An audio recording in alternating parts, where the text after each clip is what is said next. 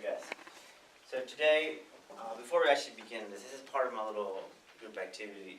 We're going to do a little social experiment today. So, you haven't heard of a recall memory test, short-term memory test? Well, we're going to do that here shortly, and it falls into this, it shows you a little bit to the illusion of memory, right? So I'm about to give you guys a total of 20 seconds to try to memorize as much as you can, right? You guys all see the words, correct? Alright, I'm going to give you guys 20 seconds, time, go. You're the one.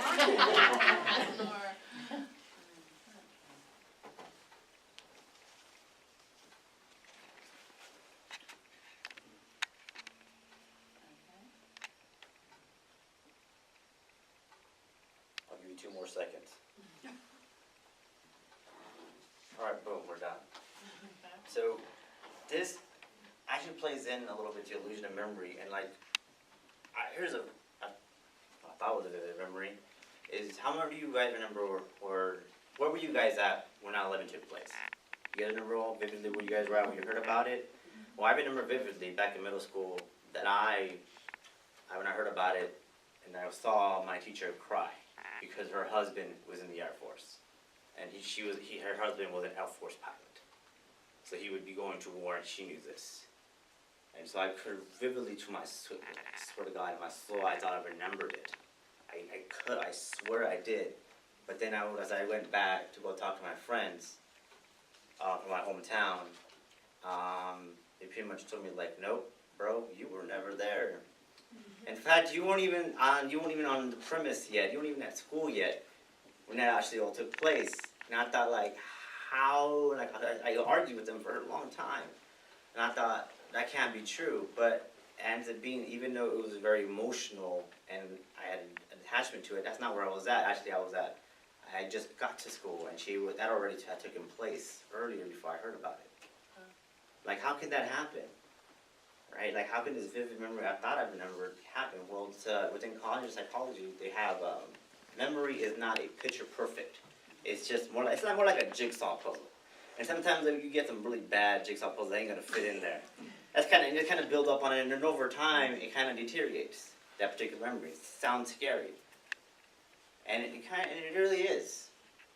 And they say that your most emotional memory is no better than you're losing your keys. So like and the reason I did this little experiment is to show you guys. Now I want you guys for 20 seconds. I want you guys to write down as many words as you can. Time, go.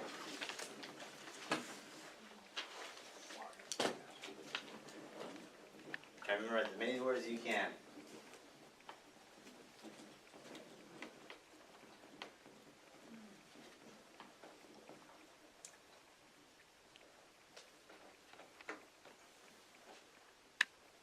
Time's up. That was fast, wasn't it? Alright. Show of hands, how many of you got 3 words? 4. 4? Who got 5? 6? 7? 8? Someone got 8? Anybody got 8? Oh, you good? Yeah. I got 8. But as soon as you turned it around, I started writing them down.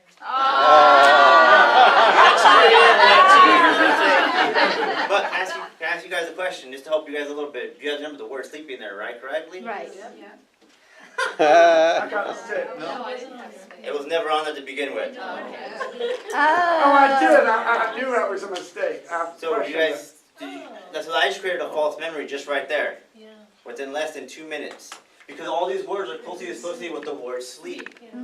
So just like I said, your memory is a jigsaw puzzle. It's more like a jigsaw. It's not picture perfect. That's how I made the mistake. Because over the years, you got a 10-year span from the time it happened, I forgot about that. It just happens that way. And this is very, very important because it affects everyday life. I'll give you 2 prime examples. We use our court system, correct? We have eyewitnesses, right? We have expert eyewitnesses. Police officers are accounted as expert eyewitnesses. And they're generally, on average, they have better memorization of an event than your average day Joe or Jane. and what they have found out that the memorization is not that much greater, right? And how many times have we seen or heard individuals gone to jail based on eye testimony alone? And then we found out that they were wrongly put in jail and we only managed to get them out because of DNA testing, correct? Mm-hmm. Yeah. That's everyday example just right there. Another example, right? How many of you are leaders in your guys' organizations? You evaluate other individuals, correct? Yep. Or how many of you been evaluated? And how many of the times that you have been evaluated, you have seen that your boss or yourself have managed to, usually the best thing to do is write things down to memorize, but sometimes you don't. 9 times out of 10 you don't because you're busy. You have to make an evaluation for an individual. They put down things that either are negative about you or sometimes positive that were never really happening, correct? And that's another aspect in everyday life that it affects you at the individual level. And I remember doing this, especially where I work at Officer Candidate School down in Fort Benning, Georgia. So we help commission officers. Part of their job is, a big portion is evaluation, and that's part of what I do. And so I have to look at how I have to evaluate them, because sometimes I fall into the trap because they've been negative the entire time. That sometimes I associate things falsely in my mind that I remember things that never happened. And I have to fight really hard against those kinds of things. And we all fall into that trap once in a while, correct? Or sometimes associate things that didn't happen then as well. So now that you know the illusion of memory, now you can start finding ways to fight it on your own. Perhaps that'll be for another time when I do another speech on that topic. What a tease.